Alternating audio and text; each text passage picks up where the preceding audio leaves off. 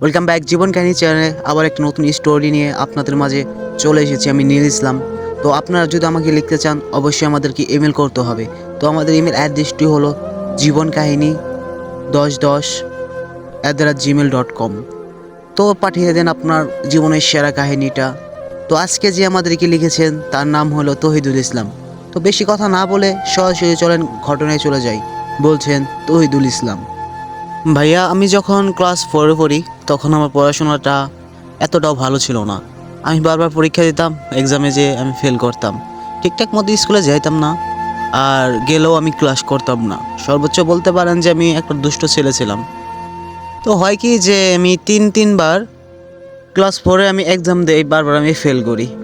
তো এটা আমার বাসা থেকে সবাই আমাকে বলতেছিল, তখন ওইটুকু বয়সে আমাকে বলতেছিল যে তুই ঠিকঠাক মতো পড়াশোনা কর, তো তুই তো বারবার ফেল করিস, তোকে দিয়ে মনে হয় আর পড়াশোনা হবে না। তখন আমি বলি যে হ্যাঁ, আমাকে দিয়ে কোনো পড়াশোনাই হবে না, আমি পড়াশোনা করতে পারবো না।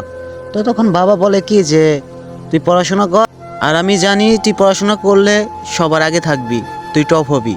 তো বাবার ওই দিনকার কথাটা শুনে আমি পড়াশোনা আবার মনোযোগ দিয়ে ধরি।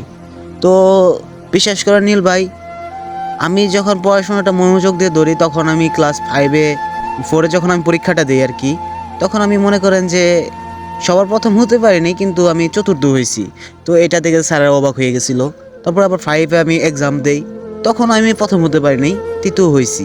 যখন আমি ক্লাস 6-এ উঠি তখন বিশেষ করে নীল ভাই আমার পড়াশোনাটা ঠিকঠাক মতো চলতেছিল না। কারণ তখন আমি যথেষ্ট পরিমাণ একটু বড় হয়েছি। তখন আমার এখান থেকে স্কুলটা ভাই আমি বর্ণনা দিতে পারতেছি না।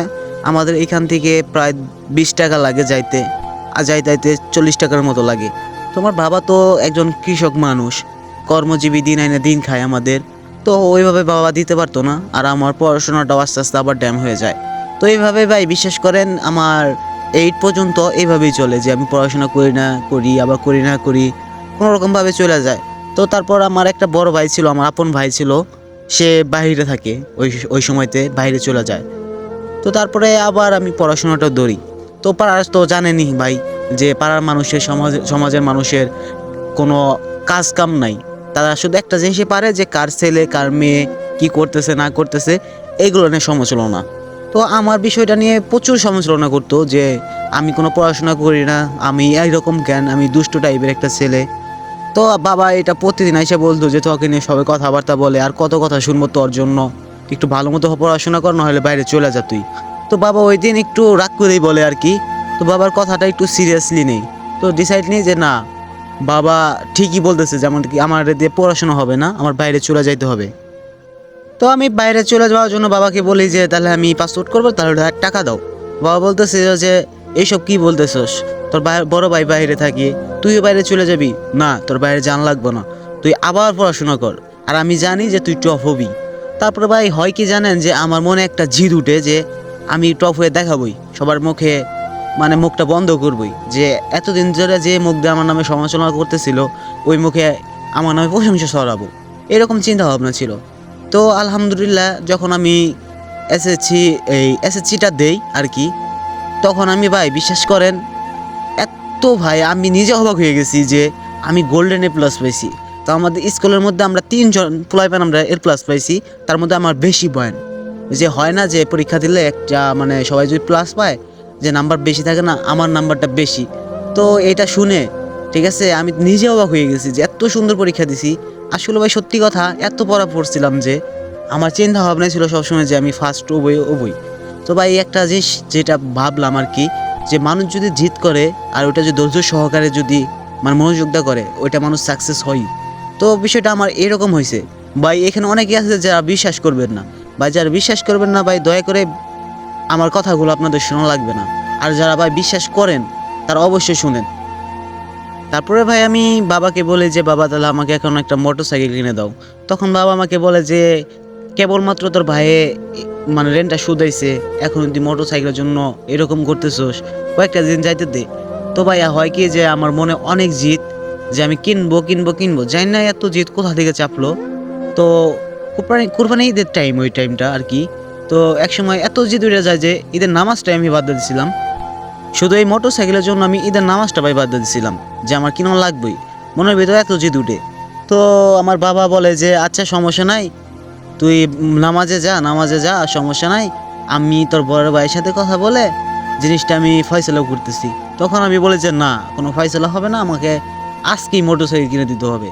তখন বাবা বলে যে আজকে ঈদের দিন, আজকে কীভাবে তোর মোটরসাইকেল কিনে দেবো, আর এত টাকা পাবো কীভাবে, ঘরে মাত্র 50,000 টাকা আছে, এই 50,000 টাকা দিয়ে কি মোটরসাইকেল পাওয়া যায়? আমি বলছি যে না, 50,000 টাকা দিয়ে পাওয়া যায়, কিন্তু আমি যেটা কিনবো সেটা পাওয়া যাবে না। তো তারপরে ভাইয়াকে কল দেয়। তো ভাইয়াকে কল দেওয়ার পরে ভাইয়ের সাথে কথা বলে। ভাইয়া অনেক কান্না করে যে আমার ভাই মোটর সাইকেল কিনবে, তার জন্য ঈদের নামাজ পড়তেছে না, গরুর মাংস খাইতেছে না। তো তারপর ভাইয়া বলে যে আচ্ছা সমস্যা নাই, তোর কত লাগবে? আমি বলে যে বেশি না, বাড়িতে আছে 50,000, আর তুমি 1 লাখ দিলেই চলবে। তো ওই সময় আমার পছন্দ ছিল আরটিআর গাড়িটা, তখন নতুন নতুন নামে আর কি, আরটিআরটা। তারপরে ভাইয়া বলে যে আচ্ছা সমস্যা না, আমি 2 দিনের ভিতর টাকা পাঠাই দিতেছি। তারপরে ভাই আমি গরুর মাংস খাই, তারপরে আমি ঈদের নামাজটাও বাড়িতে কোনোভাবে পড়ি, মাঠের না যেয়ে। তো তারপরে হয় কি যে ভাইয়া যে টাকা পাঠাবে আশ্বাস নিয়ে আমি গাড়ি দেখতেছি, শোরুমে গেছি, আমি ঈদের দিনই শোরুমে গেছি। শোরুমটা খোলা ছিল না, কিন্তু আমাদের একটা ফ্রেন্ড ছিল যে ওই শোরুমে থাকে। তো ওকে কল জানিয়েছি যে আমি গাড়ি দেখবো, আমি গাড়ি নিব, তুই ফার্স্ট আয়। ও প্রথমে না না বলতেছিল, আমি বললাম যে না, তোর আসতেই হবে। তারপরে ও আর মালিকটা যেভাবে হোক বলে মানে চাবিটা নিয়ে এসে আমাকে গাড়িগুলো দেখাইছে আর কি। তারপর গাড়িগুলো দেখার পর আমার একটা গাড়ি খুবই পছন্দ হয়েছে, তো ওইটা আমি দেখে এসে বলি যে আমি 2 দিন পর আসতেছি টাকা নিয়ে। এখন ভাই 2 দিন যাওয়ার পরে এখন আর ভাইয়া টাকা দেয় না। পরে শুনি যে ভাইয়াকে পুলিশ ধরছে, তো তারপর ভাইয়াকে বাড়িতে পাঠিয়ে দিছে।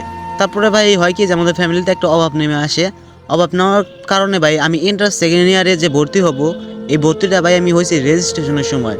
যারা ইন্টারে ইন্টার ইন্টার তৈরি পড়ছেন তারাই জানেন যে ভাই ইন্টার ফার্স্ট ইয়ারে ভর্তি কখন হতে হয় আর রেজিস্ট্রেশন করতে কখন হয়। তো তারপর আমি ইন্টারটা কোনোভাবে পরীক্ষা দিছি। পরীক্ষা দেওয়ার পরে আমি ভালোই আলহামদুলিল্লাহ পাশ করছি। পাশ করার পরে ভাই ইন্টার সেকেন্ড ইয়ারে যে ভাই ভর্তি হবো ভাই, এই সামর্থ্যটুকু আমার ছিল না বা আমার ফ্যামিলিরও ছিল না। তো ভাই আমার খুব শখ ছিল যে আমি পড়াশোনা করব, কিন্তু ভাই টাকার অভাবে ভাই স্বপ্নটা স্বপ্নই রয়ে গেল। ভাই এরকম কষ্ট ভাই যে পাইছি বলার বাইরে, যে আমার স্বপ্ন ছিল যে আমি পড়াশোনা করব, আমি আরও টপার হব, কিন্তু ভাই টাকার অভাবে ভাই বিশ্বাস করেন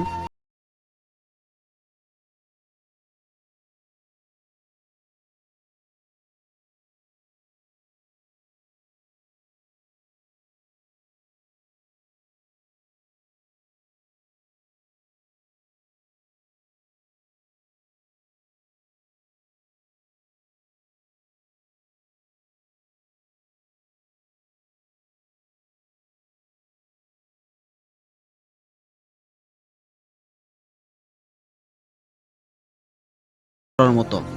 আমি আবার বলতেছি না যে ভাই আমাকে কেউ সাহায্য করেন, আমি সাহায্যও চাইতেছি না, জাস্ট আমার ঘটনাটি আপনাদেরকে শেয়ার করলাম। তো ধন্যবাদ ভাই আপনাকে। আসলে ভাই আপনাকে এখন কি বলে মানে কি ভাষায় বলবো আপনাকে, আর সেটা হারিয়ে ফেলছি। আপনার ঘটনাটি ভাই খুবই কষ্টদায়ক। আর আপনারা যারা আছেন তারা অবশ্যই কমেন্ট করে যাবেন, এই ভাইটির জন্য অবশ্যই দোয়া করবেন। আর আপনারা যদি আমাদেরকে ঘটনা পাঠাতে চান, আর আমি চাই আপনারা আমাকে প্রতিদিনই ঘটনা পাঠান, আর আমি প্রতিদিন একটা করে ঘটনা আপনাদের মাঝে শেয়ার করি। আর আমাদের চ্যানেলে যারা নতুন আছেন অবশ্যই